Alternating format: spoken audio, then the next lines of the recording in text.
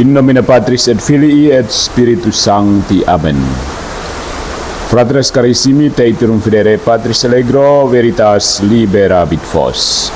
Kali ini ada satu katekes yang penting untuk kita semua ya. Ada pertanyaan yang yang mengganjal. Ya, mengapa ada beberapa orang yang kesulitan dengan dogma infalibilitas? Ya. Mereka ada banyak orang merasa kesulitan dengan dogma infallibility. Dan karena itu mereka tidak mau manusia memiliki infalibilitas kecuali teks kosong. But you know what I mean. Kali ini katekese kita berjudul Protestantisme dan kesulitan menerima papal infallibility. Jadi papal infallibility dan kesulitan Protestan. Jadi pertanyaan seperti ini saudara-saudariku, mengapa Protestan sulit menerima papal infallibility? Bukan soal data, tapi soal kerangka batin. Ya, bukan soal data, ini soal kerangka batin. So my friends, perdebatan tentang papal infallibility atau infalibilitas paus hampir selalu berakhir buntu. Argumen diputar, kutipan kitab suci dilontarkan, sejarah gereja dibongkar pasang, tapi hasilnya nyaris selalu sama, penolakan. Bukan setengah-setengah, melainkan penolakan refleksif. Ya. Masalahnya bukan kekurangan bukti, bukan. Masalahnya jauh lebih dalam. Struktur batin dan kerangka berpikir Protestan sudah terkunci sejak awal. Ada lapisan-lapisan fundamental yang membuat papal infallibility bukan sekedar sulit diterima, melainkan hampir mustahil diterima. Ya, tidak mungkin diterima oleh Protestan yang Protestan. Yang pertama, kenapa? Masalah premis, bukan bukti. Ini soal premis ya, bukan bukti. Apa asumsi Protestan sebenarnya? Simpul pertama ada pada premis awal. Dalam Protestantisme klasik, terutama yang dibentuk oleh sola scriptura, ada satu dogma yang jarang diakui sebagai dogma. Hanya kitab suci yang boleh bersifat infalibel secara prinsip. Itu bukan kesimpulan hasil penyelidikan, itu titik tolak. Ya. Akibatnya, papal infallibility ditolak bahkan sebelum diperiksa. Sebelum diperiksa sudah ditolak. Ya, maka perbedaan tidak pernah netral. Setiap argumen Katolik langsung dibaca sebagai penambahan otoritas, ancaman terhadap Alkitab, atau pengkhianatan terhadap Injil. Bukan karena argumennya lemah, tapi karena aturan mainnya sudah ditetapkan sepihak. Dalam permainan seperti ini, Katolik selalu salah sejak peluit pertama dibunyikan. Peluit berbunyi, kereta pun berangkat. Yang kedua, gagal membedakan infallibility dan inspiration. Kalau yang ada orang Katolik yang pemula apologet, biasanya mengatakan Protestan sebenarnya gagal membedakan infallibility dan impeccability. Tapi pada tingkat yang lebih advanced, Protestan itu yang sebenarnya itu gagal membedakan infallibility dan inspiration. Infalibilitas dan inspirasi. Di sini cacat intelektual mulai terlihat jelas. Banyak Protestan berpikir secara biner, biner. Kalau Allah melindungi dari kesalahan, berarti inspired. Ya kan? Seperti para penulis kitab suci. Kalau bukan inspired, pasti bisa salah. Jadi itu asumsi atau pola pikir Protestan. Kalau Allah melindungi dari kesalahan, misalnya Daud, itu berarti inspired, diinspirasi. Kalau bukan inspired, berarti bisa salah. Padahal, ini yang salahnya Protestan di situ. Secara teologis dan filosofis, ini dua kategori yang berbeda. Inspiration itu Allah menggerakkan penulis untuk menghasilkan wahyu tertulis. Sementara infallibility, Allah mencegah kesalahan dalam tindakan tertentu. Allah mampu nggak? Mampu Allah. Ya. Yang satu produktif, inspiration. Yang lainnya protektif, infallibility itu proteksi Allah. Ya. Kitab suci dihasilkan, ajaran gereja dijaga. Inspired, infallible. Begitu. Ketika Protestan menuntut paus sempurna seperti penulis kitab suci, itu bukan kritik tajam. Itu tanda bahwa distingsi dasar dalam ordo akal atau ordo rasionis tidak dipahami. Atau sengaja ditolak karena mengganggu sistem yang sudah mapan. Ya. Poin yang berikutnya ada mentalitas anti-institusional yang tidak diakui. Kita harus jernih melihat ini ya. Ada mentalitas anti-institusional di kalangan Protestan yang tidak pernah mereka akui. Reformasi bukan hanya peristiwa teologis. Dia juga merupakan reaksi psikologis historis terhadap otoritas institusional. Dampaknya terasa sampai hari ini. Teks lebih dipercaya daripada komunitas. Individu lebih dipercaya daripada tradisi. Dan interpretasi pribadi dianggap lebih aman daripada keputusan final. Papal infallibility, infalibilitas kepausan, menuntut satu hal yang paling sulit diterima dari mentalitas seperti ini. Menyerahkan keputusan akhir iman bukan pada diri sendiri. Itu sulit untuk Protestan, sulit. Ini bukan soal paus sebagai pribadi, ini soal hilangnya kedaulatan interpretatif. Dan bagi Protestan, itu terasa seperti amputasi rohani. Yang berikutnya ada ketakutan eksistensial terhadap finalitas. Keberatan terhadap pernyataan ex cathedra sering berbunyi seperti ini. Terlalu dramatis. Siapa yang menolak langsung jatuh dari iman. Ya, justru disinilah kejujurannya.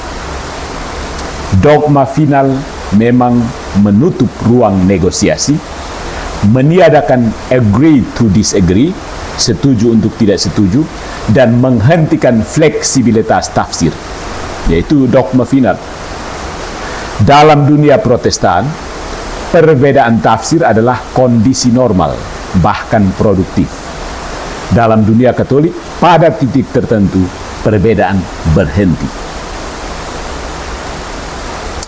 Bagi mentalitas yang hidup dari diskusi tanpa keputusan final seperti Protestan, ini terasa menyesakkan dada. Tidak bisa. Tapi iman pada akhirnya memang menuntut keputusan. Iman pada akhirnya menuntut keputusan. Bukan diskusi abadi. Tidak pernah. Di Protestan masih diskusi terus. Dan mereka sekarang minta Allegro supaya terus berdiskusi. Apa yang mau didiskusikan? Yang kelima, konsistensi yang menakutkan. Yang ironis, saudara-saudariku, justru konsistensi Katolik yang membuat resah. Meresahkan banyak orang karena konsistensi gereja Katolik. Ya. Menolak ajaran ex cathedra berarti menghancurkan prinsip otoritas Katolik itu sendiri. Dan Katolik tidak menutupinya. Maksudnya kalau orang berjuang untuk menolak ajaran ex cathedra, itu berarti ya Katolik tidak punya apa-apa lagi. Begitu maksudnya. Logikanya sederhana dan sangat-sangat jujur. Kalau Allah memberi otoritas, maka otoritas itu harus bermakna, harus punya arti, signifikan. Kalau signifikan, maka dia mengikat. Ya. Nah, kalau mengikat, maka tidak bisa dinegosiasikan. Tidak bisa. Bagi Protestan, ini terdengar otoriter. Terdengar sangat otoriter. Padahal, ini hanyalah sistem yang berani konsisten dengan klaimnya sendiri. Ya, Protestan kan tidak pernah konsisten. Tidak pernah. Kalau konsisten, Protestan akan bubar. Jadi, Protestan akan terus berwajah ganda. Keras untuk Katolik, lembut untuk diri sendiri. Begitu. keras untuk orang lain, lembut untuk diri sendiri. Protestan akan konsisten untuk tidak konsisten. Sekali konsisten, Protestan bubar. Buktikan sendiri. Protestan terbiasa dengan sistem yang selalu bisa ditinggalkan. Artinya sistem apa saja bisa ditinggalkan. Hari ini ikut Deki, kalau bila perlu besok mau ikut Rudi, ikut saja. Tidak pengaruh, tidak ada sanksi di situ. Sah-sah saja. Kamu percaya Trinitas atau bukan Trinitas, oke saja, it's okay. That's why I call them perusak kekristenan. So, saudara-saudari, Protestan itu sebenarnya iman yang setengah inkarnasional. Ini pernyataan paling tajam dan paling benar. Protestan itu ragu bahwa Allah sungguh bisa bertindak secara stabil dalam sejarah institusional. Mereka itu ragu. Mereka percaya bahwa Allah bisa mengilhami teks. Allah bisa menyelamatkan jiwa. Allah bisa bekerja di hati. Tapi mereka itu ragu-ragu bahwa Allah bisa mengikat dirinya pada struktur historis yang konkret. Mereka ragu-ragu kalau Allah bisa menjaga satu institusi manusia dari kesalahan doktrinal. Ya. Ini iman yang setengah inkarnasional. Dan justru karena setengah itu maka bahaya. Setengah itu bahaya. Setengah-setengah itu. Kristus diterima sebagai manusia, tetapi gereja ditolak sebagai tubuh historisnya. Itu esensi Protestantisme, heresi. Setengah benar. Dan justru setengah benar itu yang menyesatkan banyak orang. Ya saudara. Jadi ini kesimpulan tanpa premis, tanpa pemanis. Pemanis apapun, termasuk gula sabu juga pakai di sini. Kering. Protestan sulit menerima papal infallibility bukan karena kurang data, melainkan karena mereka memulai dari sola scriptura sebagai dogma tidak tersentuh. Mati-matian sola scriptura. Kemudian mereka mencurigai otoritas yang tidak bisa mereka koreksi. Otoritas yang tidak bisa dikendalikan itu, kalau kitab suci kan lu bisa kendalikan toh. Mereka takut pada keputusan iman yang final. Kalau iman sudah final berarti tidak bisa korek-korek ini ya, untuk sesuaikan dengan kemauan sendiri. Mereka tidak sungguh percaya bahwa Allah tinggal dan bekerja dalam sejarah gereja. Allah itu hanya melayang saja di luar dan terwakili, tersimbolkan lewat aksara bermakna bernama Alkitab itu. Bukan karena papal infallibility tidak masuk akal, tetapi karena menerima papal infallibility menuntut pertobatan intelektual. Mengakui bahwa kebenaran ilahi tidak hanya ditulis, tetapi juga dijaga. Protestan itu Tuhan tidak menjaga kebenaran. Jadi masing-masing baku naik supaya siap benar, dia yang mengajar. Ya kan? Dan bagi Protestan, harga itu terasa terlalu mahal. So, keep calm and stay away from Protestantism. Tapi ada yang menarik.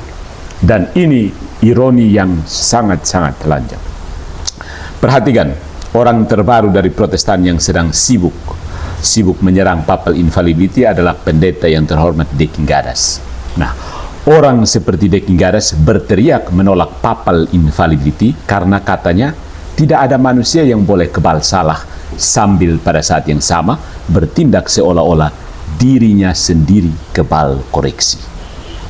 Dia menolak paus yang secara ketat dibatasi, jarang berbicara ex cathedra dan terikat oleh tradisi 2000 tahun maksudnya, tapi dia sendiri mengangkat tafsir pribadi dan hasil studinya sebagai putusan final harian. Ini bukan sekedar inkonsistensi, ini paradoks klasik Protestan polemikus. Ya.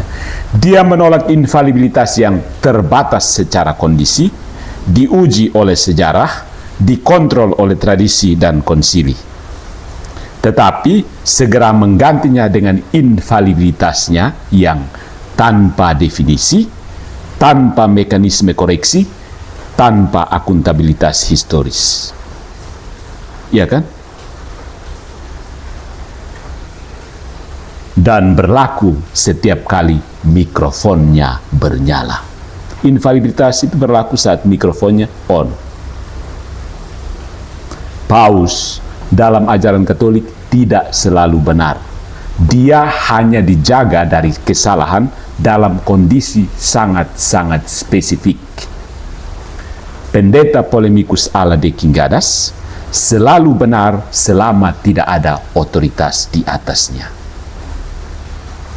Dia akan selalu benar. Begitu. Inilah ironi pahitnya. Menolak paus bukan demi kerendahan hati, tetapi demi kedaulatan ego. Katolik berkata seperti ini, tidak semua orang boleh berbicara final, dan bahkan yang boleh pun sangat dibatasi. Polemicus Protestan berkata, tidak ada yang boleh final, kecuali saya. Dan di titik itu, yang ditolak bukan paus. Yang ditolak adalah gagasan bahwa kebenaran lebih tinggi daripada diri sendiri. Itu sulit, bro. Itu butuh pertobatan intelektual. Nah, ini soal Allegro bawa data ke tidak? Oh, ada Polemicus Protestan yang berbangga dengan saya bawa data. Ini sandiwara sebenarnya. Kalimat saya bawa data dengan paparan apa? PowerPoint di mana-mana berkilat sana sini. Karena toh dia tahu bahwa banyak orang tidak baca buku juga, jadi bisa skip PowerPoint dengan kutipan tahun dan nama, selesai. Bisa tipu orang. Saya bawa data itu terdengar ilmiah, rendah hati, rasional. Oke. Padahal seringkali hanya topeng retoris, ya. Karena yang dibawa bukan data dalam arti ketat, melainkan potongan informasi yang sudah dipilih untuk mengkonfirmasi diri sendiri. Bukan pencarian kebenaran, melainkan pembenaran posisi. Makanya Allegro tidak pakai data, karena data itu kita bisa atur. Kita periksa asumsi, fondasi berpikirnya apa, premisnya apa, kesimpulannya apa. Bukan data, data itu bisa dimanipulasi. Ada pola yang selalu berulang, saudara-saudari. Pertama, data diperlakukan seolah-olah berdiri netral tanpa penafsir. Nah, ini banyak orang berpikir seperti ini. Data berdiri netral tanpa penafsir. Padahal data tidak pernah berbicara sendiri. Dia selalu diangkat, diambil, dibingkai, dan ditafsirkan. Ketika misalnya De Quingadas berkata, saya bawa data, yang dia maksud sebenarnya adalah, saya bawa tafsir saya atas data. Ya. Tetapi tafsir itu langsung dipresentasikan sebagai fakta final, kebal koreksi. Gitu. Yang kedua, data dijadikan pengganti otoritas. Ini yang bahaya. Data dijadikan pengganti otoritas. Karena menolak magisterium, saudara-saudari, Protestan Polemicus itu butuh ilusi objektivitas lain. Maka statistik, kutipan, potongan sejarah, dan ayat Alkitab dijadikan paus darurat. Ya. Ironisnya, paus yang asli ditolak karena infalibel, tetapi tafsir pribadi atas data justru dibiarkan infalibel tanpa batas. Yang berikut, data dipakai untuk menutup diskusi, bukan membukanya. Begitu kalimat itu keluar, arah pembicaraan berubah dari pencarian kebenaran menjadi pengadilan sepihak. Siapa tidak setuju dianggap anti data, anti rasio, atau bahkan anti fakta. Padahal yang sedang dipertahankan bukan rasio, bukan akal budi, bukan nalar, melainkan otoritas diri yang menyamar sebagai objektivitas. Di titik ini, saudara-saudari, jelas bahwa masalahnya bukan kekurangan informasi. Dunia sudah penuh data. Ya, masalahnya adalah siapa yang berhak menafsirkan dan memutuskan makna data itu. Kembali ke autoritas. Autoritas dalam bahasa Latin. Katolik jujur, data, kitab suci, dan sejarah ditafsirkan dalam tubuh gereja yang hidup dengan mekanisme koreksi dan batasan. Polemikus Protestan tidak. Data ditafsirkan oleh diri sendiri, lalu dipresentasikan seolah-olah turun langsung dari surga. Maka kalimat "saya bawa data" itu bukan tanda kerendahan hati intelektual, tapi justru seringkali merupakan pengakuan tidak sadar, saya tidak punya otoritas selain diri saya sendiri. Dan itu saya anggap cukup. Begitu ya, saudara-saudari. Jadi, nah, kembali sekarang, kita kembali ke persoalan semula. Ya, Protestan kan mati-matian sola scriptura. Ya, padahal itu opini orang-orang abad ke-16 kan, untuk menolak otoritas gereja. Kalau hanya kitab suci yang infalibel, apakah kita sanggup mencapai kebenaran? Kalau hanya kitab suci yang infalibel, ini pertanyaan untuk kita semua. Apakah kita sanggup mencapai kebenaran? Ini persoalan epistemologis. Bagaimana kita dapat mencapai pengetahuan yang benar kalau hanya kitab suci yang infalibel? Persoalan epistemologis murni, bukan sekedar debat ayat. Pertanyaannya sederhana, tapi cukup mematikan ya. Kalau hanya kitab suci yang tidak bisa salah, apakah kebenaran sungguh dapat dicapai? Bisa? Jawabannya tanpa basa-basi? Tidak, no. Kalau tidak ada otoritas penafsir yang mengikat. Kalau tidak ada otoritas penafsir yang mengikat, selesai. Kita tidak bisa sampai mana yang benar. Protestan itu tidak tahu mana yang benar. Kebetulan ada Katolik, mereka bisa bersandar. Oh, ya kan? Mari kita bedah pelan, tapi telak.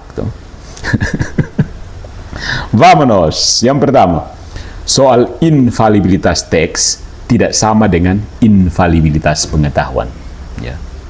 Infalibilitas teks tidak identik dengan infalibilitas pengetahuan. Sebuah teks bisa benar tanpa kesalahan, tetapi pengetahuan kita tentang makna teks itu selalu melalui akal manusia yang falibel. Ya kan? Ada satu ayat, inilah tubuhku, inilah darahku. Teks itu benar tanpa salah, tapi cara kita pemahaminya berbeda kan? Ada yang bilang itu benar tubuh Kristus, ada yang bilang itu hanya simbol tubuh Kristus, ada yang bilang itu hanya rohani saja, tubuh Kristus dalam arti rohani. Itu kan contoh jelas kan. Karena teks itu dimaknai melalui akal manusia yang falibel, tapi teks itu sendiri memang tidak bisa salah. Ini prinsip epistemologi dasar. Objek bisa sempurna, tapi subjek tetap terbatas. Ya. Jadi Protestan jangan bangun lari datang dan ayat. Ya. Jangan datang sorong ayat di sini. Ayatnya memang sempurna, tapi kau belum tentu sempurna memahami ayat itu, bukan? Gitu. Jangan datang sorong ayat di sini.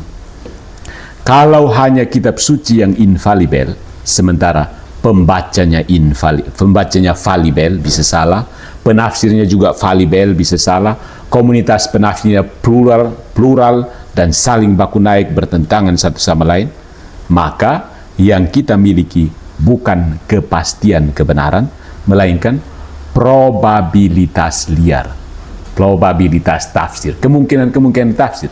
Jadi Tuhan itu bisa trinitas, Tuhan itu bisa bukan trinitas, Maria itu bisa perawan, Maria itu tidak bisa perawan juga. Itu kemungkinan saja. Dan kekristenan tidak ada arti sama sekali, karena hanya kemungkinan tafsir saja. Protestan kan selalu apa? Kita hanya beda tafsir. Ya, beda tafsir berarti mana yang benar? Apakah semuanya Tuhan hanya membiarkan kita menebak-nebak seperti apa dia kan. Kebenaran objektif bisa ada di teks, tetapi akses kita padanya tidak pernah final. Ya, itu bahaya. Kita tidak pernah tahu yang benar. Kita jadi agnostik. Tuhan itu kita tidak pernah tahu. Padahal dia sudah mewahyukan diri melalui teks dengan mendirikan gereja. Pergilah ke seluruh dunia dan ajarilah mereka segala sesuatu. Tapi orang tidak mau dengar yang para pengajar ini. Ambil saya tulisannya, buang segalanya, lalu tafsir sendiri. Bahaya. Itu yang pertama ya. Yang kedua, sola scriptura ini memang melahirkan skeptisisme praktis. Tidak usah bela-bela sola scriptura bidat abad ke-16 itu. Protestan sering berkata, yang penting Alkitab benar. Itu tidak cukup secara epistemologis. Son cukup, ya. Yang kita butuhkan bukan hanya sumber yang benar, tetapi cara yang sah, cara yang valid untuk mengetahui bahwa kita memahaminya dengan benar. Ketika kau paham satu ayat, apa bukti, apa validitas eksternal yang menyatakan bahwa memang kau paham? Atau kau sendiri yang berhalusinasi bahwa kau paham? Bahaya. Tanpa otoritas penafsir yang mengikat, setiap tafsir bersifat revisibel, bisa direvisi saja. Ya. Setiap doktrin bersifat tentatif, tergantung sementara. Ya. Dan setiap keyakinan selalu bisa dibatalkan oleh tafsir baru. Dan itu yang terjadi di Protestan. Ini bukan iman yang kokoh, ini iman eksperimental, selalu dalam mode beta. Ya, biasanya kalau software itu kan selalu ada mode betanya kan. Jadi iman Protestan itu iman model beta. Biasanya orang mau final pilihannya dua. Jadi ateis atau kembali ke Katolik. Ya, jadi iman Protestan sebenarnya iman eksperimental. Tafsir sana, minggu A pindah denom A, kemudian lari ke denom B, teriak-teriak ke Katolik, setelah teriak-teriak di Islam, tidak lama pusing sendiri, akhirnya berhenti dan jadi ateis seperti Bart Ehrman, atau berhenti dan jadi Katolik seperti Scott Hahn. Pilihannya dua saja. Kalau mau keluar dari kekacauan, hanya dua pilihan ini. Yang ketiga, Roh Kudus membimbing. Itu bukan solusi epistemologis, itu halusinasi Protestan. Ya. Di titik ini biasanya muncul jawaban klasik. Roh Kudus menuntun setiap orang percaya, lalu dia cari ayatnya. Nah, itu masalah lagi tadi. Ayat ini kan bilang Roh Kudus akan menuntun saya. Masalahnya, klaim itu tidak dapat membedakan antara dua tafsir yang saling bertentangan. Ketika Edis dan DN baku naik, mana yang sebenarnya dilindungi oleh Roh? Mana yang sebenarnya diilhami Roh Kudus? Edis atau DN? Bagaimana kita membuktikannya? Kalau A berkata Roh Kudus membimbing dia, kalau kita katakan DN berkata Roh Kudus membimbing dia, terus Edis TV juga berkata hal yang sama, dan hasilnya doktrin bertabrakan baku naik, maka secara epistemologis klaim itu tidak punya daya seleksi kebenaran. Jadi Roh Kudus membimbing saya itu tidak punya seleksi kebenaran, tidak punya kemampuan untuk menyeleksi kebenaran. Roh Kudus dijadikan legitimasi subjektif, bukan prinsip pengetahuan publik. Itu yang dilakukan oleh si John Calvin. Gitu. Terbakar di dada. Bahaya. Yang keempat, tanpa otoritas final, kebenaran tidak pernah disimpulkan. Maka wajar kalau Protestan tiap detik selalu ajak orang lain untuk debat. Debat antara mereka, tidak puas, korek orang Islam, debat. Dan Islam debat, tidak puas, korek Katolik, debat lagi. Mau apa? Karena memang kebenaran untuk Protestan tidak pernah disimpulkan. Dia tetap terbuka sampai kiamat. Mereka tidak akan pernah tahu kebenaran itu seperti apa. Epistemologi bukan hanya soal mencari, tetapi soal menyimpulkan. Ya, jika tidak ada otoritas yang boleh berkata, di titik ini gereja tahu dan mengikat, maka pencarian tidak pernah selesai. Lalu mereka mengkamuflase pencarian itu, mengkamuflase ketidakpunyaan seleksi kebenaran itu dengan istilah yang dipinjam serampangan dari prinsip Katolik. Ecclesia semper reformanda est. Mereka pikir itu maksudnya pokoknya tafsir tidak perlu final karena nanti direformasi terus. Bahaya Tuhan direformasi. Ya kan? Protestan sekarang mereka mereformasi Protestan pertama mereka. Kan Protestan pertama mereka itu percaya kepada perpetual virginity. Protestan sekarang sudah mereformasi ajaran Protestan pendahulu. 10 tahun kemudian dong reformasi. Jadi itu Protestan semper reformanda. Oke, pencarian tidak akan pernah selesai. Diskusi pun tidak pernah menjadi keputusan. Makin saya malas bilang, kan duduk kita diskusi apa? Tidak pernah selesai di situ, mau diskusi apa? Buang-buang waktu duduk dengan Protestan polemikus. Diskusi tidak pernah menjadi keputusan. Kebenaran tidak pernah menjadi pengakuan bersama. You tinggal tidak setuju, keluar, bangun, buka ruko satu, bayar ruko satu, ibadah di situ, kumpul orang. Nanti ada orang yang mau ikut kau juga. Dia tidak puas di sana, dia kumpul di situ. Tidak puas dan dia pemimpin di sana, datang kumpul di situ. Tidak pernah ada kesepakatan, tidak pernah ada pengakuan bersama. Masing-masing kacau balau, baku naik satu sama lain. Yang ada hanyalah pluralitas tafsir tanpa mekanisme penyelesaian. Sadis sekali. Makanya saya pernah menyatakan proposisi Protestantisme itu penghancur kekristenan. Sadis, menghancurkan Kristen. Orang akhirnya apa? Karena sama sekali tidak tahu ini mana yang benar, akhirnya ateis saja. Kalau semua mengaku benar, yang bilang Unitarian juga benar, yang Trinitarian juga benar, Tari-tarian juga bilang benar, akhirnya orang bilang kalau semua benar dan bertabrakan satu sama lain, artinya tidak benar sama sekali. Akhirnya Bart Ehrman bilang cukup suka berhenti. Tapi Scott Hahn bilang, ya, akhirnya aku harus kembali ke gereja Katolik, Rome Sweet Home. Jadi pilihannya dua. Kamu terus dalam kekacauan seperti di gelombang dan arus di Selat Rejua sana, atau tenang dan pulang, mendarat ke Rejua atau pulang ke Savo. Begitu. Yang ada hanyalah pluralitas tafsir tanpa mekanisme penyelesaian. Ingat, itu Protestantisme merusak kekristenan. Yang ada karena Protestantisme, yang ada hanyalah pluralitas tafsir tanpa mekanisme penyelesaian. Kalau ini bukan disebut perusak kekristenan, apalagi? Ya. Ini bukan dinamika sehat, ini kebuntuan struktural. Ya. Nah, kita masuk ke infalibilitas gereja. Itu bukan tambahan, tapi syarat pengetahuan. Syarat pengetahuan. Kalau tidak sampai paham seperti ini, ya sudah. Oh, itu tidak ada ayatnya. Sudah gugur kan tadi. Disinilah Katolik berbeda secara epistemologis. Katolik tidak berkata Paus selalu benar, sonde. Katolik berkata seperti ini.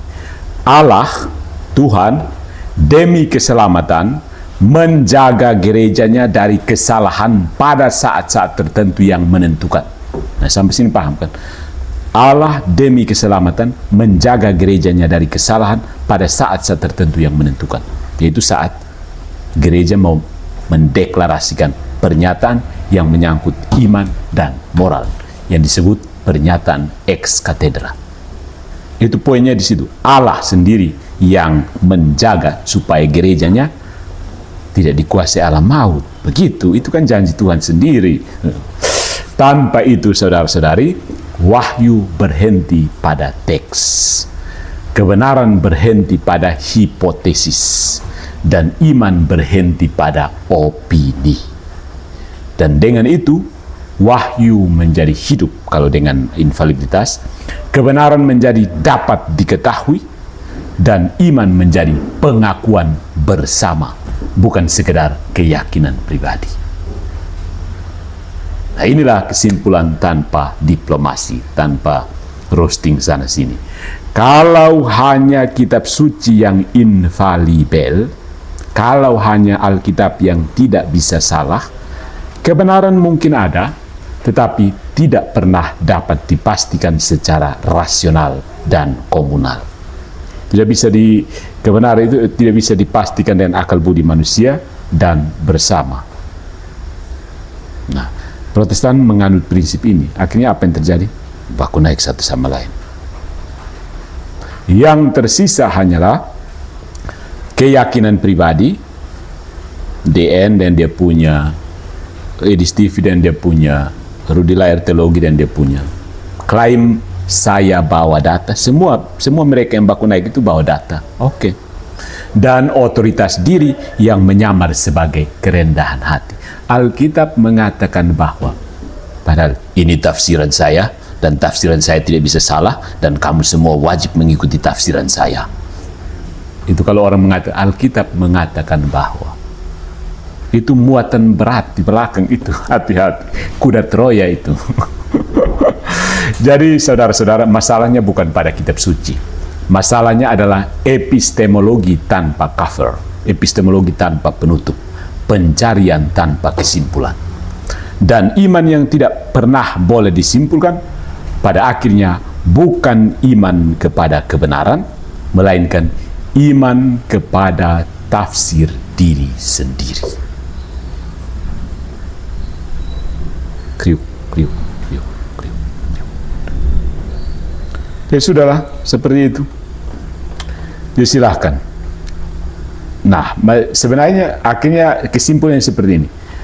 Anda menolak infalibilitas Paus karena Anda sendiri sudah mengangkat diri Anda infalibel. So, paus-paus Protestan itu banyak sekali, sebanyak kepala, sebanyak itu pula paus.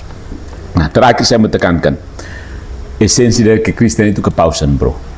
Kalau kamu menolak kepausan yang ditetapkan Tuhan, mau tidak mau kamu harus memilih paus sendiri, atau bahkan mengangkat diri sendiri menjadi paus.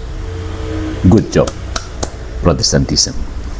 Selamat masih merayakan masa Natal ya, oke.